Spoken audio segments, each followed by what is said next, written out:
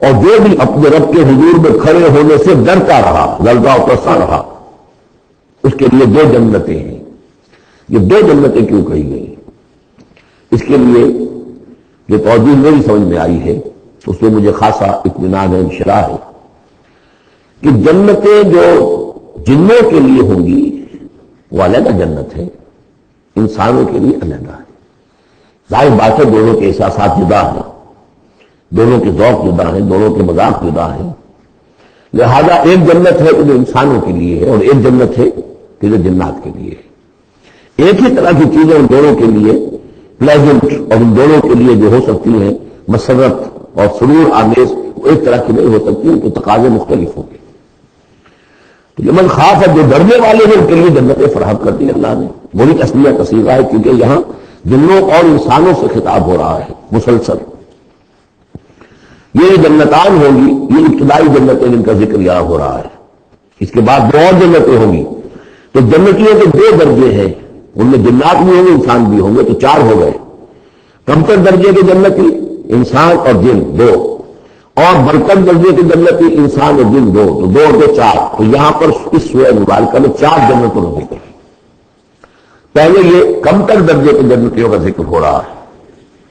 وَلِمَنْ خَافَ مَقَامَ رَبِّهِ جَنَّتَانِ فَبِأَيِّ آلَاءِ رَبِّكُمَا تُكَذِّبَانِ ذَوَاتَا أَفْنَانٍ، اس کی بہت سی شاخیں ہوں گی اس جنت کی۔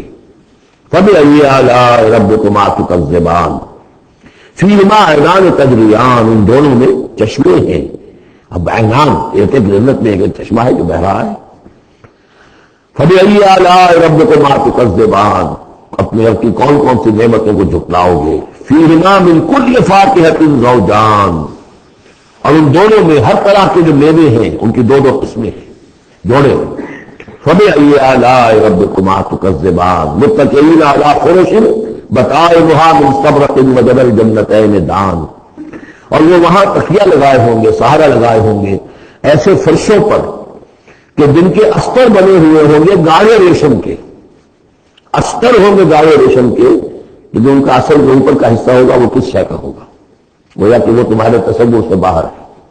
وَجَنَى الْجَنَّتَيْنِ دَانٍ، اور دونوں جو باغ ہیں دونوں جنتوں کے، ان کے جو پھل ہیں میوے وہ جھک رہے ہوں گے نیچے کو، تاکہ آرام سے جنتی جو ہے جو چاہے حاصل کر لے۔ فَبِأَيِّ آلَاءِ رَبِّكُمَا تُكَذِّبَانِ فِيهِنَّ قَاصِرَاتُ الطَّرْفِ، ان جنتوں میں ہوں گی وہ عورتیں کہ جن کے نگاہیں نیچے جھکی ہوئی ہوں گی۔ عورت کے اندر شرم اور حیا جو ہے اس کا خاص زیور ہے، یہ خود اس کے حسن کا ایک حصہ ہے۔ تو نگاہوں کا نیچا ہونا یہ اصل میں حیا اور شرم کی علامت ہے، نیچے نگاہ والی ہے۔ لم یطمثہن انس قبلہ ولا جان، ان سے ان کو چھوا نہیں ہوگا اس سے پہلے نہ کسی انسان نے نہ جن نے، ان سے پہلے۔ یعنی ظاہر بات ہے کہ جو جنوں کی جنت ہے اس میں ان کی مناسبت سے ان کے لیے بیویاں ہوں گی، اور جو مردوں کی انسانوں کی جنت ہے ان کے لیے ان کی مناسبت سے ہوں گی، اور وہ جو ہوں گی جو جنت جنوں جنات کی ہے ان میں جو بھی ان کے لیے ہوں گی ان کی بیویاں انہیں بھی کسی جن نے پہلے چھوا نہیں ہوگا، اور اسی طرح انسانوں کے لیے جو جنت ہوگی اس میں جو ان کو بیویاں دی جائیں گی ان کو کسی انسان نے پہلے نہیں چھوا ہوگا۔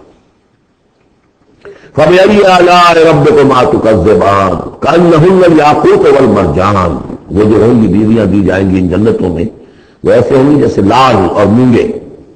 فَبِأَيِّ آلَاءِ رَبِّكُمَا تُكَذِّبَانِ هَلْ جَزَاءُ الْإِحْسَانِ إِلَّا الْإِحْسَانُ، کیا احسان کا، بھلائی کا، نیکی کا بدلہ احسان اور بھلائی کے سوا بھی کچھ ہو سکتا ہے؟ ان لوگوں نے اللہ کے لیے، اللہ کے دین کے لیے، اللہ کے احکام کی پابندی میں جو کچھ بھی انہوں نے محنتیں کی، کوششیں کی، اب ظاہر بات ہے کہ اللہ تعالیٰ کو اس کا بدلہ انہیں دینا ہے انہی صورتوں میں۔ وَمِن دُونِهِمَا جَنَّتَانِ، اور ان سے پرے دو جنتیں اور ہیں۔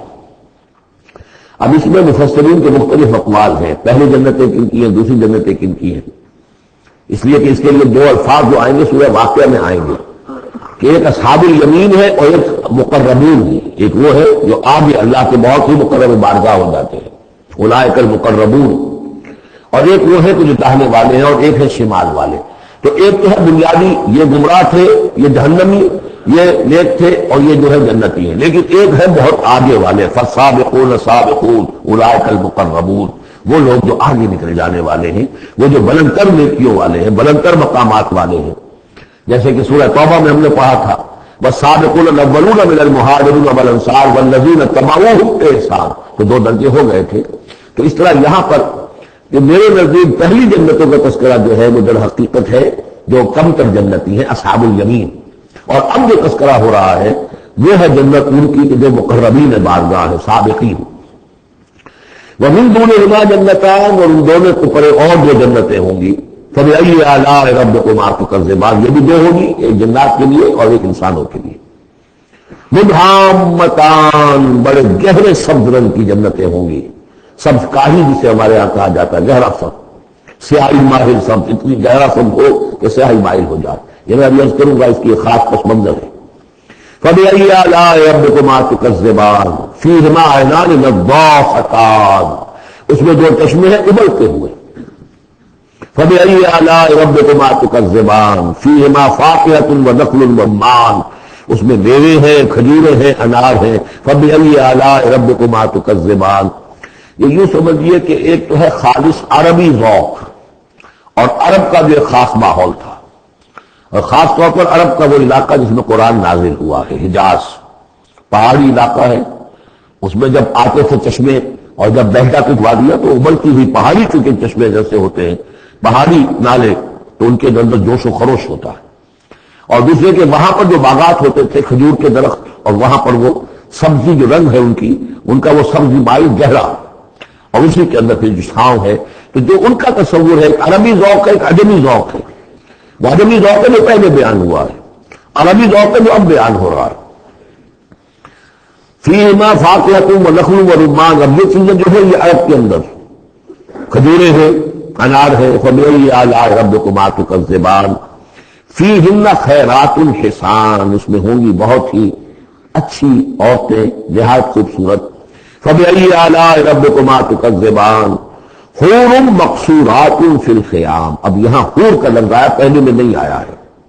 پہلے میں یہ تو آیا ہے فیہن قاصرات الطرف لم یطمثہن انس قبلہم ولا جان، لیکن لفظ حور یہاں آیا ہے.